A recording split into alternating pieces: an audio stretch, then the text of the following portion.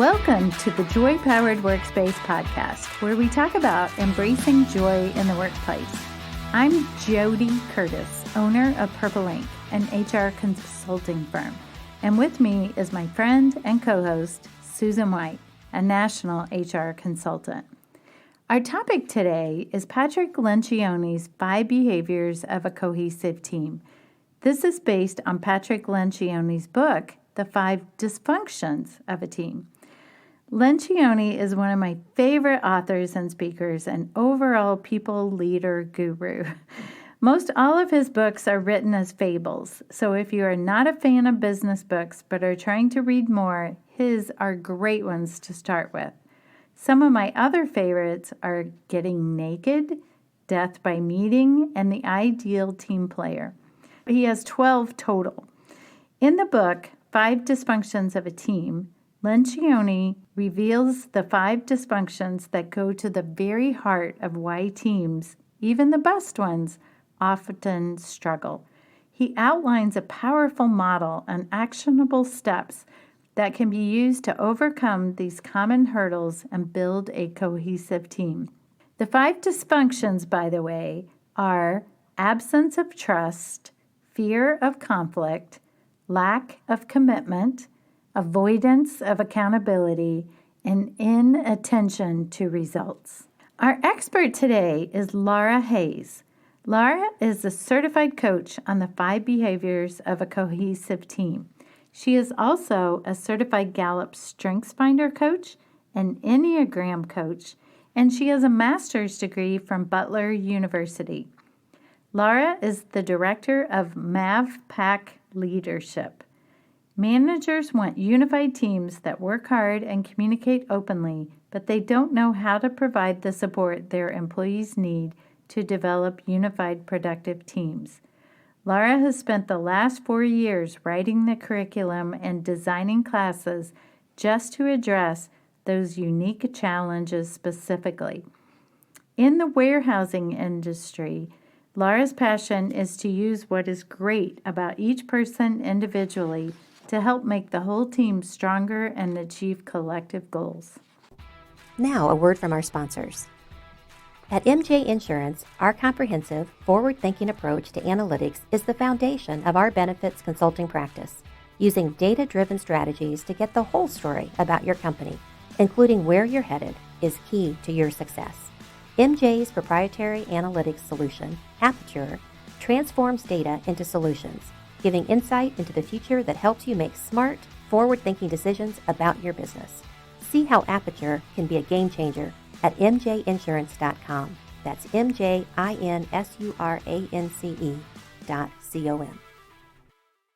Laura, why is Lencioni's book called The 5 Dysfunctions of a Cohesive Team, but the training program is called The 5 Behaviors of a Cohesive Team? So the book is called The 5 Dysfunctions of a Team because he wanted to get people's attention. And he said, these are the things that when you think on a team, this isn't working. This isn't functioning. They're dysfunctions on purpose. The reason that Wiley, his publisher, nicknamed it the 5 cohesive behaviors, it's very positive, it's moving forward, and this is how we're going to counteract those behaviors. So it was a choice and marketing on purpose. I like it. It's joy powered, right? Yes. It's so positive. Yeah. And Laura, what are the 5 behaviors of a cohesive team? So in Patrick's work, he says the pyramid, your base foundation of the behavior you have to work on now and forever, amen, is trust. You have to build trust on a team, and that's built with courage, not over time. Your next behavior, I always say you have to climb the ladder. So the next behavior in the pyramid you come up to is productive conflict. You have to be able to engage around ideas, not people. So that's productive conflict. As you climb higher, if you have really great productive conflict, you can achieve commitment. So commitment is the next one, and that's the idea that you mentally marry the decision. We don't need consensus. We need commitment to the decision the team has made, because when you walk out of that meeting, that conversation, to put your energy behind it, that's where we get to that commitment is a 3rd behavior. The 4th behavior is accountability. Dun, dun, dun. Worldwide, if you measure the behaviors, the one that is always the lowest is accountability. Really? Culturally, the idea that you know what to hold people accountable to and you're doing it it's a reason it made the list of the top 5 behaviors that show if you work on these behaviors, you can develop a cohesive team. It is the hardest to model and to then reproduce. And so it's why it made the list, and you have to work on it, and you never are done, but you keep working on these behaviors. And the last one is all these things you've climbed the ladder, collective results. You're in it for we, not me. Mm-hmm. And so I always say, if you climb down one step, you get to accountability. Accountability, if you think of a math problem, is the sum. The 2 inputs are your goals. What goal this quarter are you working on? Everyone has to know that objectively. And your ground rules. How are we going to operate as a team? When you have those 2 things, your natural output is accountability. And I always say, if you don't have those, what are you holding them accountable to? Yeah. So those are the brief overview of what those 5 behaviors are, and they do build on one another. So I've got to ask about accountability. Is it failure of the individuals on the team to hold themselves accountable, or is it hold each other accountable, or is it the boss holding them accountable? So Patrick would say that the most cohesive teams land on the side of peer-to-peer accountability. Mm. So if everyone knows what the goal is for that quarter, and you know the ground rules on how we're going to operate, all of a sudden, if you have a team of 16 people know what they can hold each other accountable to. Mm-hmm. If you don't have those, only the boss knows that. So only the boss can truly hold anyone accountable. Mm-hmm. So I always say, step back and get really objective. Because when you know the goal, where's the value? What's the priority? What are we trying to accomplish this quarter? Everyone wants to run towards it. You get that. Sure. You're unified around that. And then we've said, hey, how do we deal with electronic communication outside of work hours? Let's write some ground rules. How do we operate? How do we handle gossip in the workplace? How do we handle if we move people to a different team and all of a sudden they keep hovering back at the last one? How are we going to handle those things? This is where I say, write out your issues and start to develop objective ground rules around them. Because all of a sudden now everyone knows the expectation. So instead of one person holding the knowledge, your entire team holds it. So peer-to-peer accountability is now natural. Mm-hmm. Nice. I would think most effective, really. Yeah. So, Laura, tell us more about training on this program. Why and how does it work with teams? So, for the 5 behaviors of a cohesive team, the way that I do it over 6 months, 2 hours at a time with the entire team. There's always a debate who should be in the room because I take around 20 people. It's not how many people can you max out in that room. It's who all is accountable for the same type of goal. You're trying to accomplish something. You all have that in common, and you're reporting to the same person. That's how I say what quantifies a team, because what the 5 behaviors does is it's helping develop a cohesive team. It's not knowledge. It's how we're practicing these things. And the basis is the DISC personality profile. So the way that we talk about how we operate and how we're going to look at that, we all look at it differently through our personality. So the more you know about yourself and your teammates, you've just upped your game on your communication and really getting cohesive. And so that's the framework. And so I do 2 hours a month with the whole team where we literally talk through what is trust? What does it look like on your team? What does it not look like? So for me, I always start with something called a life story map. It's from Kim Scott's book, Radical Candor, where you literally write out what were the events that affected you, good, bad, or indifferent, I always start with your freshman year of high school until now. And as you're telling your life story, you're now connecting as a whole person. That's building trust because now you and I have things in common. I now kind of know a little bit why you're making decisions and what you're motivated by, because those patterns, how you showed up in the past is what you're doing now. So I always start with activities like that. And then you get into conflict. We actually write out how we engage with conflict from our personality. That comes out of the assessment you do with 5 behaviors. And so you realize, oh, my personality, if I'm a D, I can tend to jump into a conflict and I can kind of be bold and tiny shop. What do I need to do in meetings to make sure I'm not coming off that way? If you're an S personality and you tend to want to keep things very steady, you're not showing up in a conversation around conflict because your personality would say, shut down.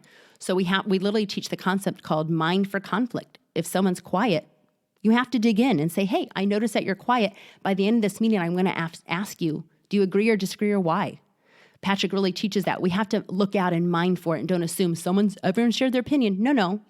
As a leader, and that's a relative term, anyone in the room can mind for conflict, but you have to jump in and mind for that. So throughout each month's session, we dig into each one of those behaviors, and then in between, you have homework. So individually with one-on-one, you have to partner and keep building that trust and starting to take down the walls. I had one team who, as they worked through this, they said, we see some bitterness coming down.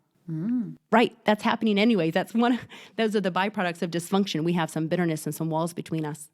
And so in between, they're doing homework, and as a team, they're working on their goals. They're working on writing their ground rules. I want these things to become a habit. that as a leader, you know every quarter, stop.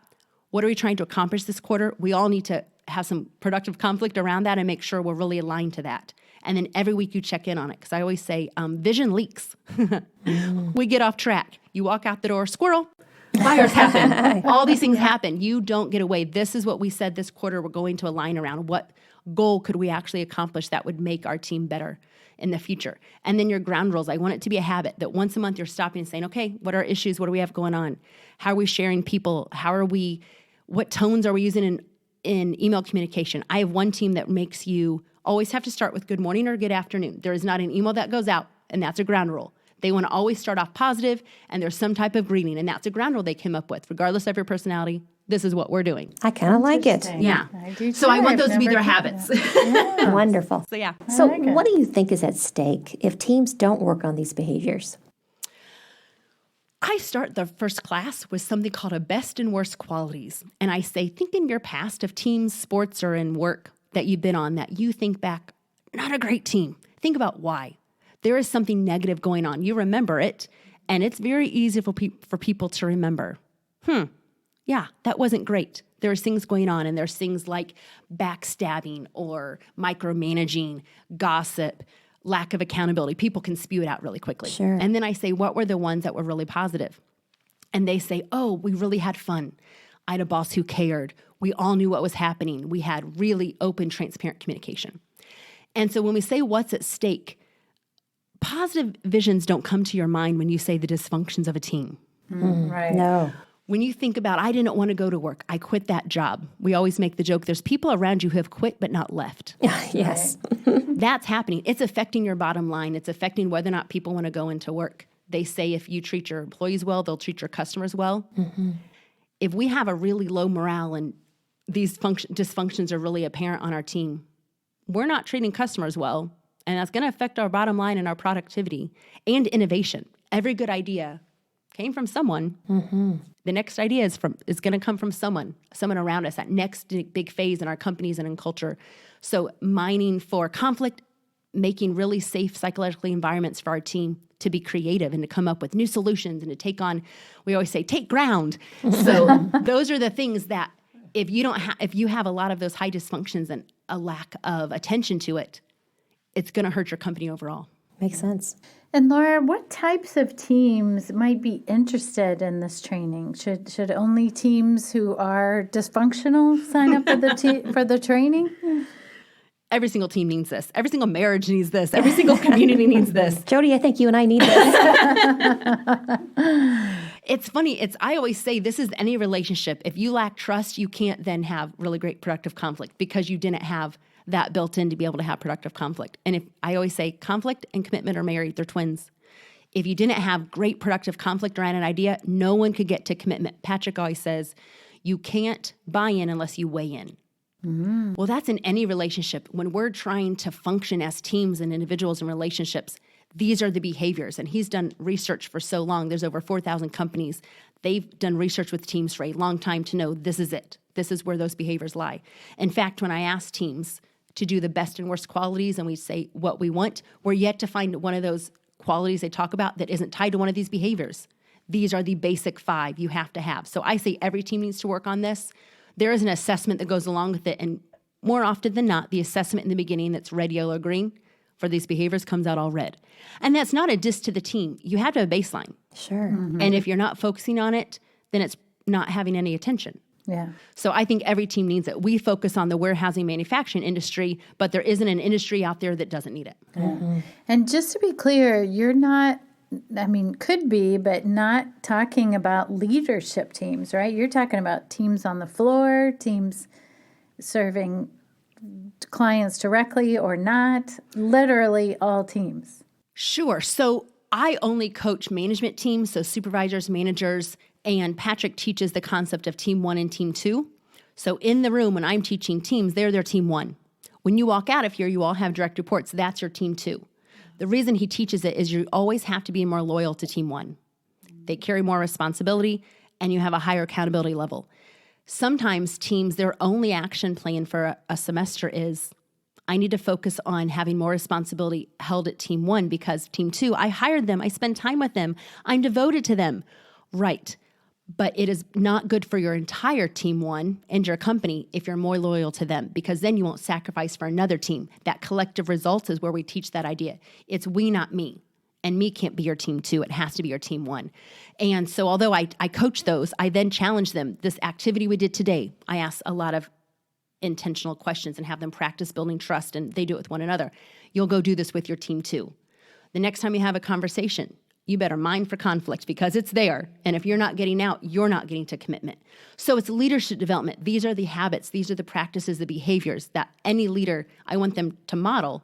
They take it out into their own work groups. Yes. I love it. So I can absolutely see why this is so beneficial for teams. What do individuals come away with from doing this? What are the individual benefits? So as an individual, the basis, it's, let's say your whole team doesn't get involved and they don't run with it. You still can. You can make a difference on your team too. In our culture, people don't tend to stay in their exact job forever. Mm-hmm. We tend to bump around. These are the habits and the behaviors that you need to live out of and model wherever you go forever, amen. On top of that, knowing your personality, knowing your blind spots. So it's based on DISC. Knowing that as a leader, knowing where you want to show up, what you need to qualify. For example, a D personality, we always say, you're going to have to work on timing and tone for the rest of your life. So knowing that, say, oh, I'm going to have to walk into these conversations. And so Ds, I always say, before you start talking, smile. It'll instantly take down your tone. It's really hard to yell when you're smiling. So take that down. Have people around you who can check in on you and give you a signal. I always say, like, touch your nose or touch your head so people get the hint, oh, my tone's not where it should be, and I'm the leader, so this is going to really impact this group. And so build people around you who aren't your personality, who can build into that. So as an individual, knowing your personality, knowing these behaviors, this is how you lead. It's really leadership development. So it's great as a team, but even if teams, I've never had a team not rally around it, but let's pretend they didn't. An individual could definitely rally. Yeah, so it makes sense. And you take it with you. What a great developer in your own career. Yeah. Mm-hmm. So, Laura, in my life, I like to do things full speed ahead. But remind me, how can slowing down to speed up save a team's longevity? Slowing down to speed up is a leadership verbiage we've used for a long time. It's similar to Ben Franklin's saying, for every minute you spend organizing, you spend an hour of time. It's sort of that idea. For the first time in history, we have 5 generations in the workplace. We have people who are raised where they've never known life without the internet. We have people raised by parents who grew up in the Depression. We have such differences. We are different strengths and different personalities. So this idea that I have an idea, I'm going to communicate it one day, one way, everyone's going to get on board and we're going to run and do it. The wasting of the drama. Patrick says that you're either going to spend time on the front end, making sure you get mental commitment and getting everyone on board, or you're going to waste tons of mental energy and emotion later on when it doesn't really connect. And so this idea of stop, rally, or make sure you have productive conflict. He always says the only meetings are allowed to go past their time frame is if you're having productive conflict. Don't resolve that. Those are the ones that are allowed to go past their time frame on the calendar. So this idea that you have to stop and get everyone. So this assumption that the leader, let's say the leader's an I, who's a fast talker and relationship-based, and everything's great in ideas, and you have a C in the room who's listening and thinking, here's all the reason that's going to fail. And I run out the room and I think, this is great. I've not led them well. I should have listened to what they thought was going to fail because it would have helped me as a leader, but also if I knew it was going to happen anyways, I needed them to be mind for that conflict so they can say it, because if they didn't say it, they didn't weigh in, so they couldn't buy in. And so this idea you have to slow down, because if not, you're going to waste all that energy. It's just going to come a lot further down. Yeah. So we know that you love coaching teams. It's really apparent. And why do you prefer that than coaching individuals? I do prefer teams over individuals, although I do both, because the head manager, I always have a one-on-one with each month because I love digging into exactly specifically what they're doing. But when it comes to teams, the fact that I'm objective, so I can lean into when they make eyes across the table when I bring up a conversation and I say, hey, what was that about? Because here's the thing, whatever drama happened that's not resolved, as Patrick says, it's going to ferment down the road into politics. Sure. I love helping them prevent politics, and I get to be objective. So I have anywhere in the room between 4 and 28 people, depending on the size of the team, that if I can help them get stronger and better, their team one, exponentially now when they walk out of the room, if they all represent how many more people, you just helped a whole company go further faster. So when it comes to team, the fact that everyone has a common language is the biggest gift I can give them. I teach a concept from Kim Scott's book based on radical candor.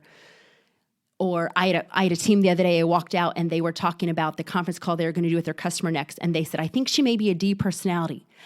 And the world stopped for me and the skies opened. And I said, that's the point. The fact that you just said to a peer, we want to better lead our customer by thinking about what her personality may be. That's the point. So when a whole team can have that common language, you all just got a whole much more cohesive and more engaged and developed all your leaders and your team too. The exponential is just incredible, the benefit that you bring to that team. So although I do coach one-on-one, just that top person, that's usually men or women, depending on who's a manager, that's why I like the whole team dynamic, because it's just multiplies. Sure. I know it would be hard to believe because we've been familiar with DISC for so long. We've all been through it. But we may have listeners who are not. Do you mind just for a moment going through the DISC Sure. and what it stands for? Sure. And as Patrick says, whichever system you use that helps you and is accurate, use it. The point is just a framework to have conversations you're not naturally having. So DISC is a personality assessment. There's lots of companies that have done research and have assessments. Patrick's world is based on everything DISC and the company they do. So the D is that dominant one. They tend to be more task-oriented.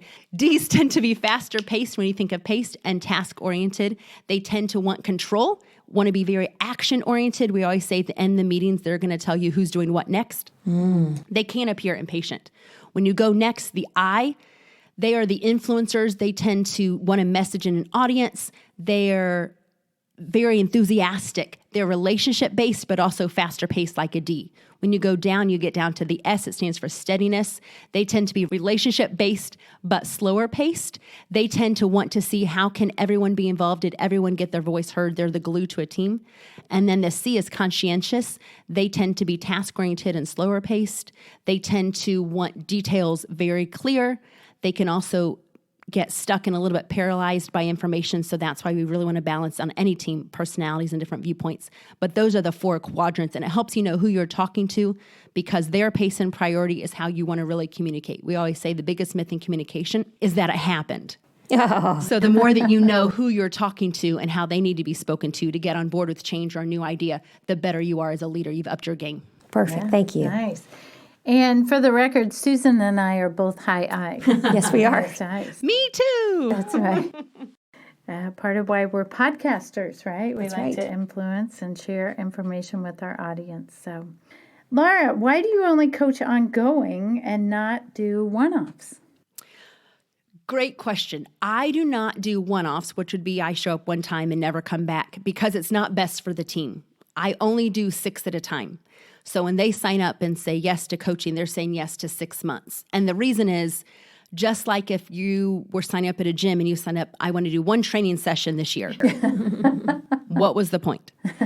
And it's one of those things. The magic is what happens in between the classes. The magic is what happens when that bitterness comes down between that relationship, when the fact that you were never willing to go to that department and ask for help, and now you are. And now you're all getting more cohesive and unified, and your day-to-day is getting better. That's the magic, and that takes time. People are crock pots, not microwaves. And so along the way, the reason I only do I do 6 at a time, and they commit to that, is because it's better for them to grow. So each month, a little bit at a time, do this.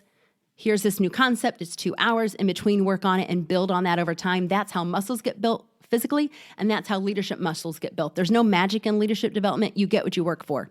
And so I tell them I'm going to be demanding on purpose because I want your team to get stronger, and so it's 6 months minimum. Laura, if our listeners are interested in learning more about this topic, how can they find you? So I work for an amazing company called MAVPAC, MAVPAK. So if you go to our website, mavpac.com, you'll see everything we do. We have multiple things besides coaching that we do. You can see it there, and there's links that if you want more information, you click on, and we'll follow up with you. So go to our website, mavpac.com. All right. Thank you It's so been much. great. Thank you so much for coming. My pleasure. Jody, we have a listener question.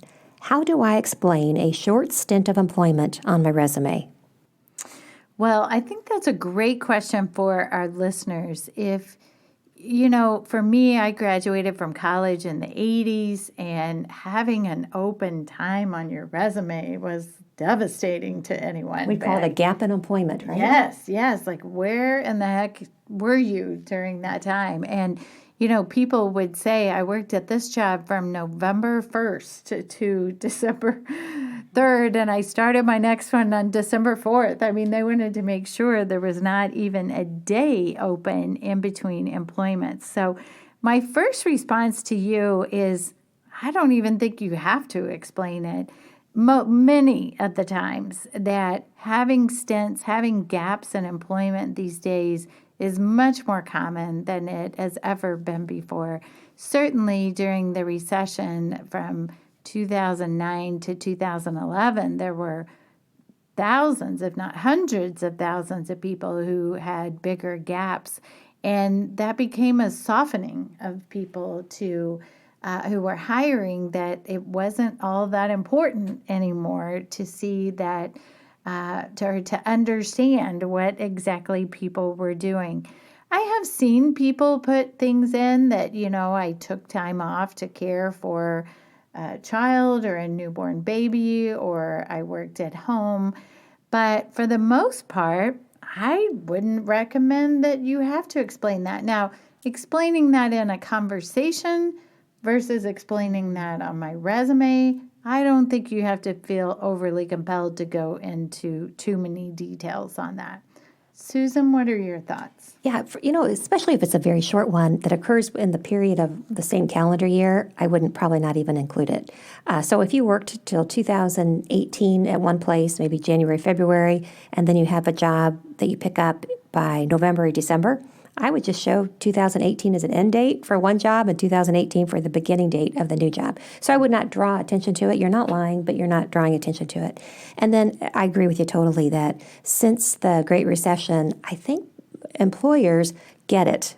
Almost everyone knows someone who has been affected by downsizing, by layoffs, by job constriction. So I don't think you need to be embarrassed about it. And let's just hope the time that you were off, you found volunteer work, you were reskilling yourself, doing something that you're very comfortable talking about. Yeah. Talking about volunteering makes me think I have had people who maybe took off time to raise children maybe 10 years or 15 years. And I have encouraged them, if they felt the need to explain it, to think about what did you do during that time, and were there volunteer leadership roles that you assumed where you were learning skills or interacting or building a network, and to include some of those things on your resume as well. Smart. In the news section today, the National Labor Relations Board recently tightened up the definition of joint employer in a final rule. Under the 2015 decision of Browning Ferris Industries, the NLRB had permitted a company to be deemed a joint employer even if its control over the working conditions of another business's employees was indirect, limited, or contractually reserved, but never exercised. The new rule states an entity is a joint employer of a separate employer's workers only if the two employers share or co-determine the employee's essential terms or conditions of employment. Which means, of course, if you have temporaries on site, but you're getting those temporaries through an outside agency, as long as you have nothing to do with their true terms of employment, you're not managing those individuals, you're not treating them as employees, it sounds like you're going to be fine. With this ruling, you're not necessarily a joint employer. They just happen to be someone in your workplace providing temporary work for you. Yeah, very good. All right, thanks for listening today, and make it a joy-powered day. Thank you for listening. We hope you enjoyed the Joy Powered Workspace podcast. If you like the show, please tell your friends about it, and let us know what you think of our podcast by rating and reviewing us on Apple Podcasts. It helps new people find our show. The Joy Powered Workspace podcast can be found on Apple Podcasts, Spotify, Stitcher, or wherever you listen to podcasts. You can learn more about Joy Powered and find our books and blogs at getjoypowered.com. We're at Joy Powered on Facebook, LinkedIn, Instagram, and Twitter. Sign up for our monthly email newsletter at getjoypowered.com/newsletter. If you have comments, suggestions, or questions about anything related to business or HR, you can leave us a voicemail at 317-688-1613 or email us at joypowered@gmail.com. We hope you tune in next time. Make it a joy-powered day.